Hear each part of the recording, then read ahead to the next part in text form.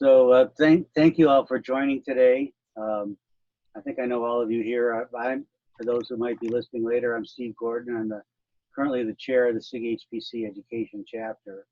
And the purpose of this meeting is just to give an update overview of our activities, the ongoing activities from last year and upcoming for this year.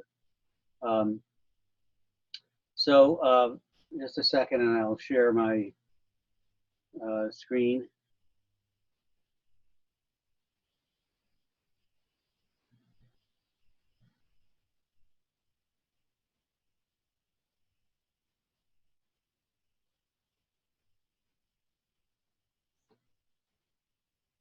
Are you currently seeing my screen now? Yep. Okay, as you all know, we have a broad set of goals for the chapter, and basically relates to the broad area of computational science, education and training.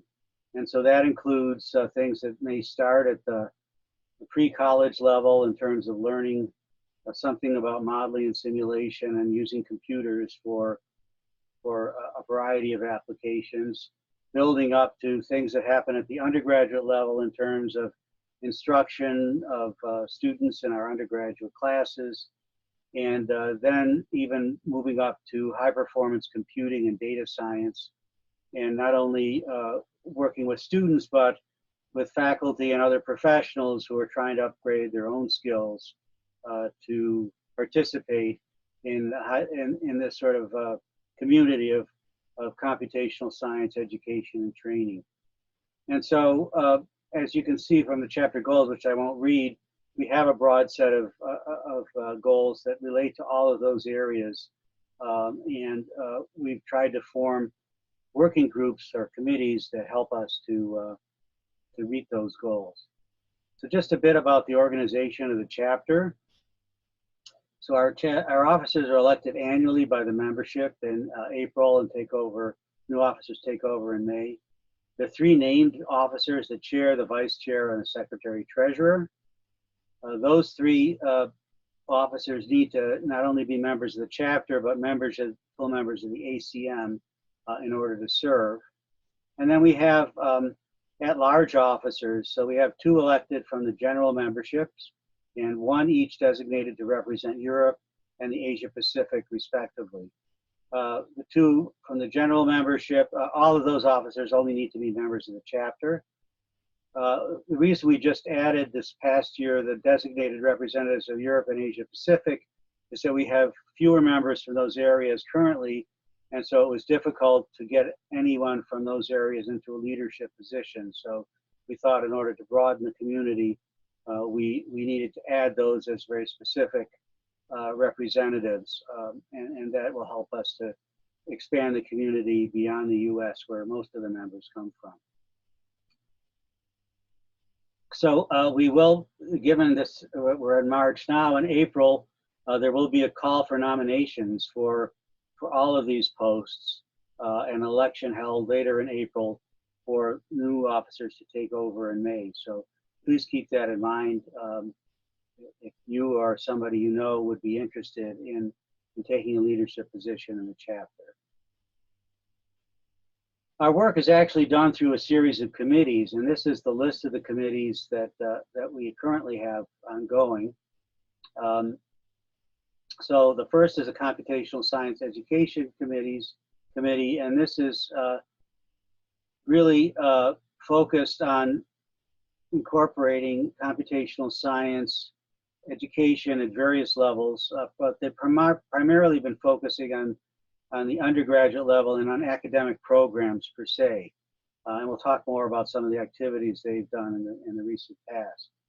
The Education Content Committee, on the other hand, is more focused on training and education resources, and they help put together materials relating to computational science and high performance computing. The Workshop Committee coordinates and manages the development of in-person and virtual events, and they've been the ones that have helped us put together sessions at the major conferences that we'll talk about in a bit. The Outreach Committee tries to help coordinate publications and other things related to the entire chapter through a variety of communication mechanisms. And again, I'll talk about those in a few minutes. The Systems Operations Committee is one of the newer committees, and that's in conjunction with the Systems Operations Chapter of SIGHPC. And really that's focusing on systems professionals that, are actually serving to run some of the HPC systems and do the training and education kinds of efforts at various centers around and universities around the country. And finally, the K12 committee is focusing on the introduction of computational science, high performance computing, and data science concepts in pre-university settings.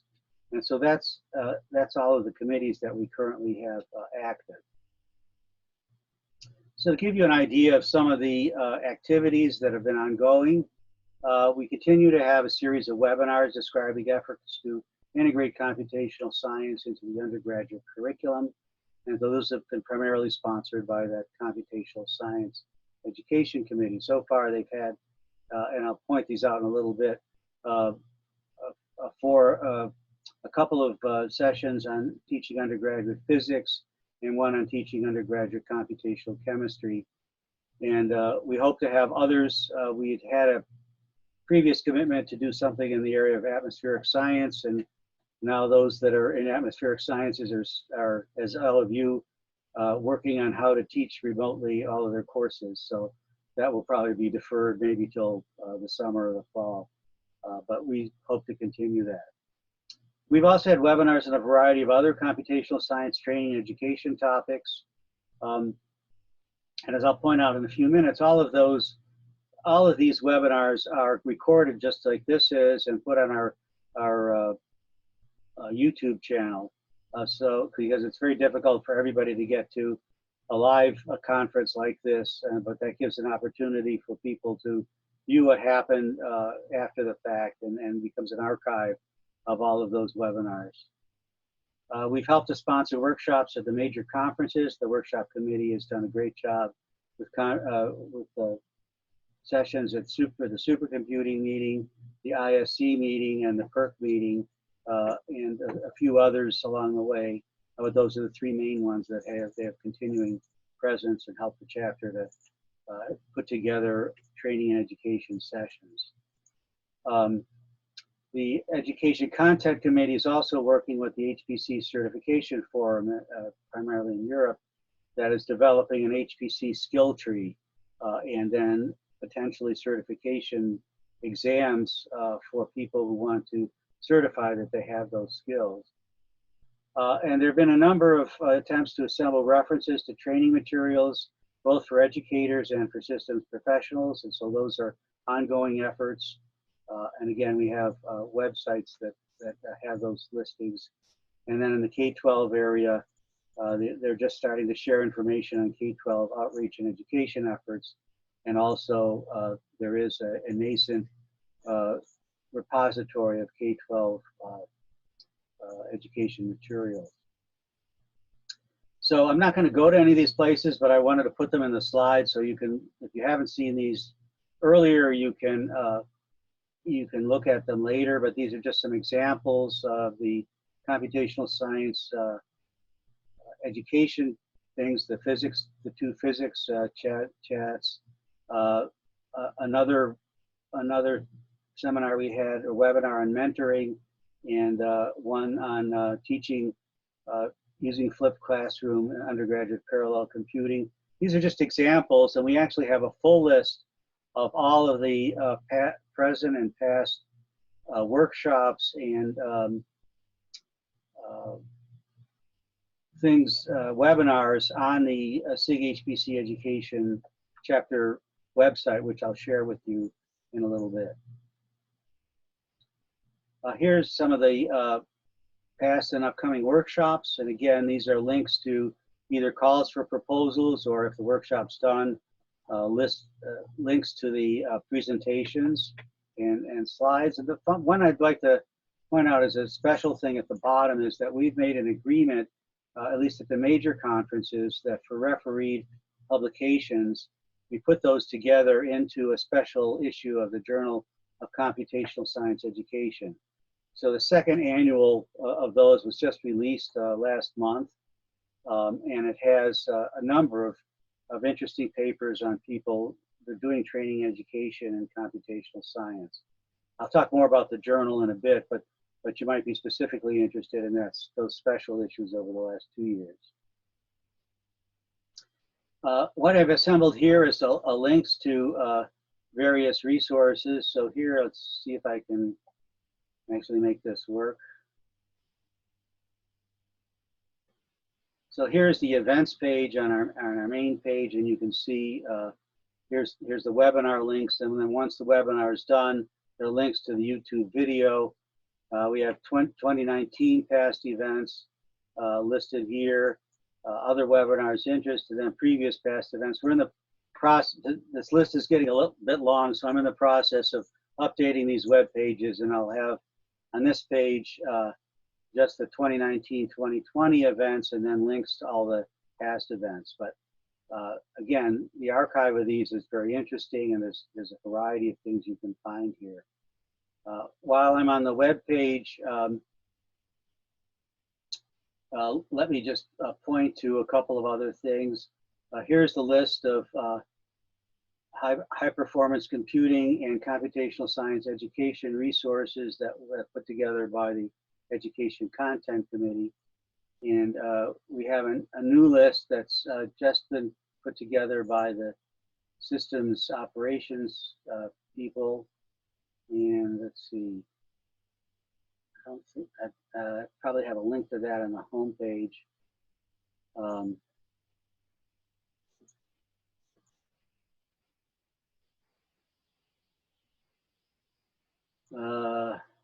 And I guess I have that on the revised page, but I don't have a link here directly. So we'll come back to that in a minute.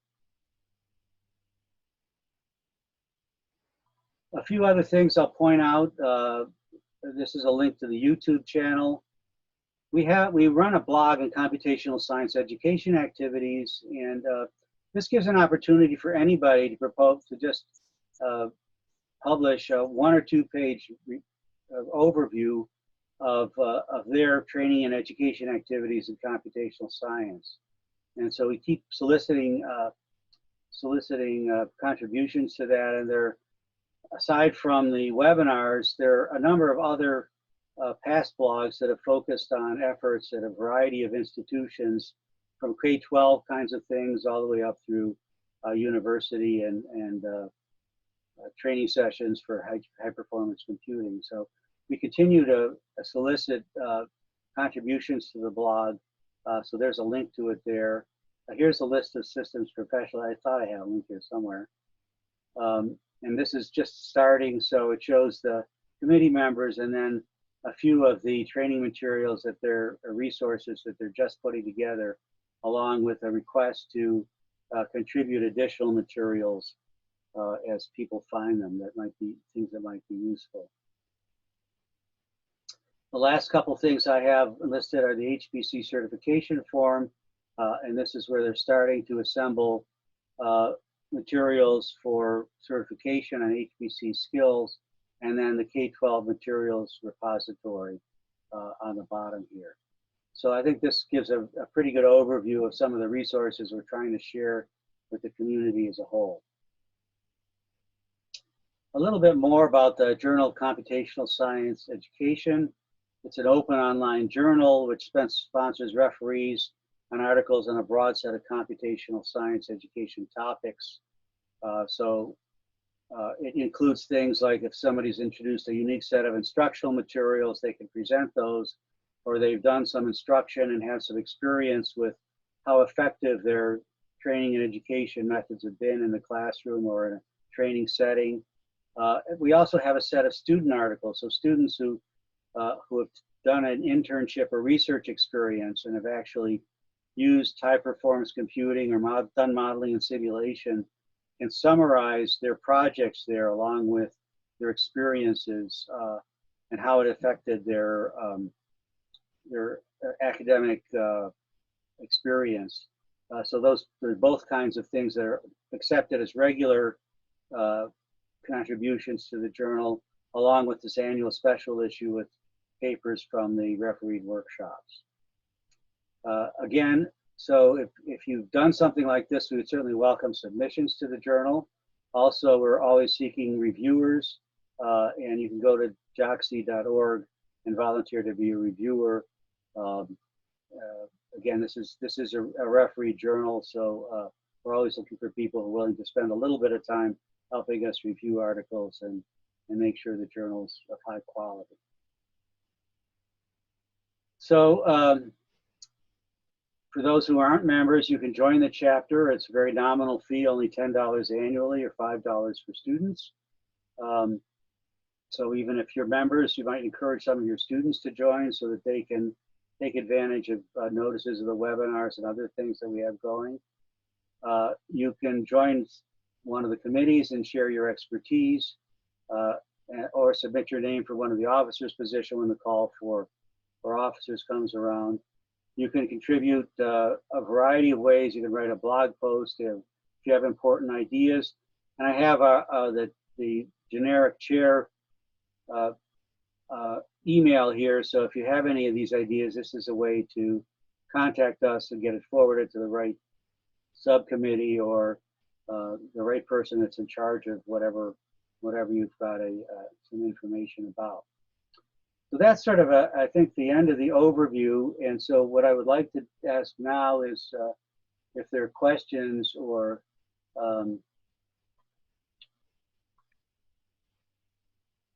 questions of me, and we have a number of the committee chairs here.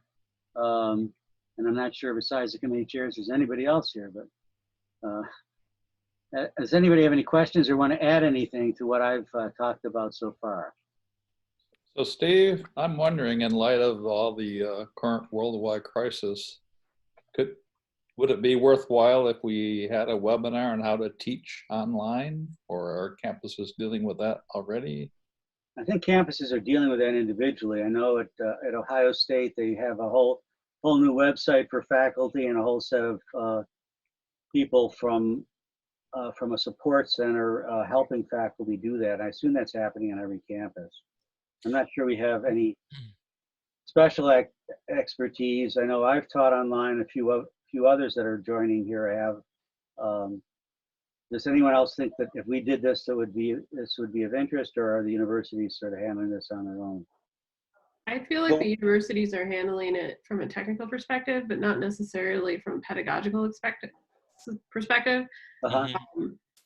And it's really different to teach online versus teach in person. And I wonder if there could be a contribution there, especially with computational science oriented topics. One of the things I was thinking about is lab activities. I know that I'm trying to run my own circuit labs this semester, and we're replacing a lot of them with a circuit simulator as best we can in the meantime.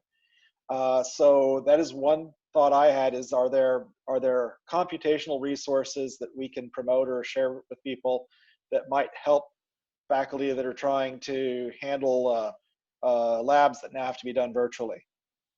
That's a great idea. Is there something that we could put together relatively quickly and promote? I don't know. It wasn't quick for just coming up with testing out one circuit simulator for my labs. Yeah. But maybe some type of discussion forum or something. Yeah. Let people share ideas. Well, that'd be a good idea. We could try to do that. I know I went before I taught online the first time. I went through a whole webinar of my own on how to teach online. So I guess I could try to recall all the things that I was taught and start putting something together there. If there are others that are willing to help with that, we could put something together relatively quickly and try to share that. See if we get interest. Or if you know of someone that does it well, that could share. Yeah, I'm sure all the ones that do it well are inundated with responsibilities at this stage. So, you know, that's I think the problem. But I suppose even if we're too late for the response for the immediate future, it might be useful to have this available for, beyond now, right? So yeah, I mean, everybody's sort of already in the midst of this, and I don't know how much traction that we're going to get on it, but this is a problem that sort of surfaced because of this. Yeah. Well, let me try to put together some materials, and if you have resources on your campuses where they put together guidelines or anything like that, if you could share those with me, I'll try to put together an amalgam of the ones I have with what's happening elsewhere, and see if we can put something together that we can get online quickly, and then perhaps we can schedule 1 or 2 forums and just see if there are any takers. We can do that fairly quickly, but then we'll have the materials online as well. Any other ideas or suggestions for things like that?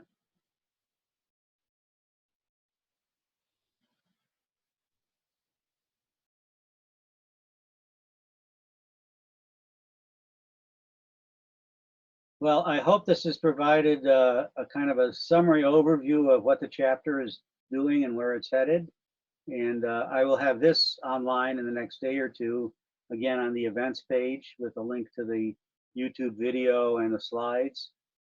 So feel free to pass those along to those, to others on your campus, and I'll pass it along to the membership. And we'll follow through on the idea of trying to put together something that might be of use now and in the future on teaching online and having virtual lab activities, that kind of thing that's been suggested. So I guess I would ask Drew whether you just signed off. Whether something like this would be useful for K12 teachers who are maybe thinking about teaching online. Drew just sent a note that he had to go, so you oh, okay. So I think he's overwhelmed with his local responsibilities right now. But why don't you drop him a note for future reference? And I think Nitin's online. Are you there, Nitin? Yeah, I'm here. I'm trying to hide myself because kids are home, and then it's really difficult to find a spot which is without any noise. Okay. So I locked myself in the bathroom right now. So hopefully, that's commitment. Yeah. I was just curious if you have any updates from any of the conferences that. Well, I have, with ISC, because since the travel will be, I don't know how ISC will go and how the PERC will go on, because PERC already put down a warning saying that we'll be closely monitoring and everything. ISC, on the contrary, have not put down any kind of message. So trying to see what's the status of the conferences will be, given even though we sustain, then it will not go that far. So that's kind of a and the submission, like people are not submitting, that's the other thing. And then who will go there? Because right now my university has canceled all the travel, and I haven't heard anything from NIA so far, like from past 6 months. So it's really hard to say who will attend. Like Scott also have the same issue.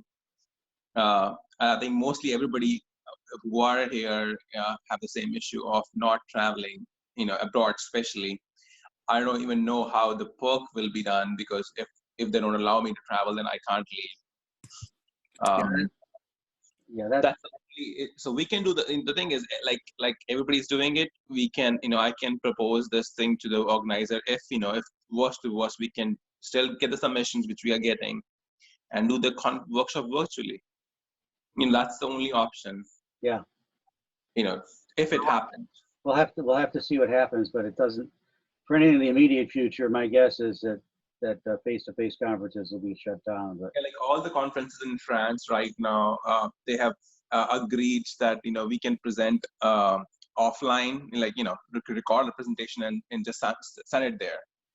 So that's what they're allowing it. Like so they basically, the conference is going on, but they actually have the same time slot on Zoom. Yeah. Present. So I know a few of us submitted a paper to ICCS, which is the first week of June, and they have now canceled. Yeah. And that was in Amsterdam. yeah, I think it's good to do that because since the growth of this thing is really obnoxious, so we don't know what's happening. Right. Nobody knows. So that's the thing.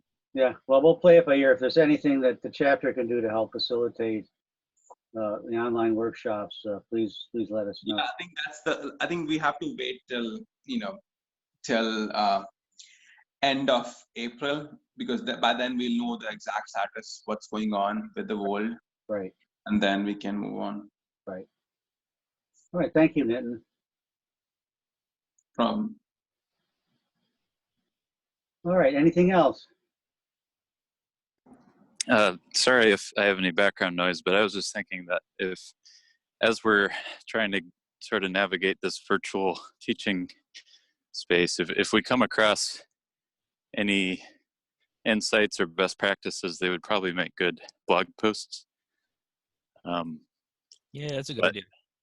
Even before that, I wonder if we can make use of mailing list or the Slack channel to share quick ideas or questions, because I think it might be a good idea to try to get some discussion going among the members of the chapter who are all kind of dealing with the same issues. Yes. Well, we could certainly forward anything to the chapter mailing list if you have something you want to post or share to get a discussion started. And I already have a submission from Europe. His name is Michael. I think most of you have it on LinkedIn on your profiles. He actually want to submit an abstract, how they're fighting with coronavirus. So hopefully I'll let him know that, if he submits something, which he should be in next few days, then, we can actually ask him to write a blog also. Yeah, I like the idea of facilitating some of this interaction. I think that, as Shelley mentioned, the universities are doing some of the technical stuff, but not maybe so much of the pedagogical stuff. And it's also just a time that I think a lot of people are going to feel more isolated than normal, right? And so kind of whatever I think we can do to foster community among, our members, that a lot of people are dealing with these same challenges, and let's talk about some things that have worked. I think that's a good service that we can offer. all right. Well, how about if I'll put together a sort of an invitation email that I'll send to the membership, indicating that this has been discussed and that we're thinking of putting together a variety of ways of communicating this and get a conversation started. Then we can decide how to follow up. I think this is a really nice idea. And maybe if it doesn't violate any publication stuff, maybe that individual would be willing to help present a webinar. Yeah, the thing is, he messaged me a couple of times on LinkedIn, but my response was not that great because of what's happening. Like everything was new, and then so he asked me last Wednesday. I said submit it, but then I think he was looking at a wrong portal. So he said it's closed, but I didn't. So I will email him today and ask him, because the thing is, I don't. If somebody texts you on LinkedIn, I don't know how to reply back, because normally when somebody has a question about the conference workshop, they email, right? So I'll try to find his email and put it there, and then put all the options that he can do the webinar and all those things. So I think that's a good option, to include him right now if he has the material. Yep. And maybe Dirk, you want to explain what's in your videos? My video is more probably MSU centric, but not necessarily MSU centric. But when we were switching over, my department asked me to throw some videos together because our faculty were nervous. And so I just sent the link. I was just saying that lots of people have similar videos. I didn't make anything drastic or new. I just, there are lots of these types of resources out there. I like the idea of focusing on pedagogy, because this is definitely a technical, how you get Zoom working. using our current pedagogy, but there are things you can do differently online. So Yeah, I think you have to do certain things differently because you can't read the students unless you force them to give you some feedback as to what's going on, and I think that's the key, is to figure that out, because otherwise they sort of lurk in the background, and if you get to the end of the semester and they're gone. Yeah, they've completely missed everything. So it means you have to put together extra ways to interact. And there are a variety of ways to do that, but I think that's the main focus. So is your note to the membership to invite people to share their pedagogical approaches? Yeah, and I'd say we could say that we could accept it as blog posts, or we'd be happy together to put together an online forum to discuss things and so on. That'd be good. Yeah, I think that's a great idea. All I right. feel like I should know the answer to this already, but of the mailing lists that we have with the chapter currently, are there anywhere the members can, like anybody can post to the list? Or Anybody can post, but it's moderated, so one of the officers has to approve the posts. So okay, you can send directly to the list, and the officers will get a note from ACM saying that this is posted, and we can look at it and approve it or not. Right? So, and we will approve it if it's relevant, of course. So I'll put that in the email as well.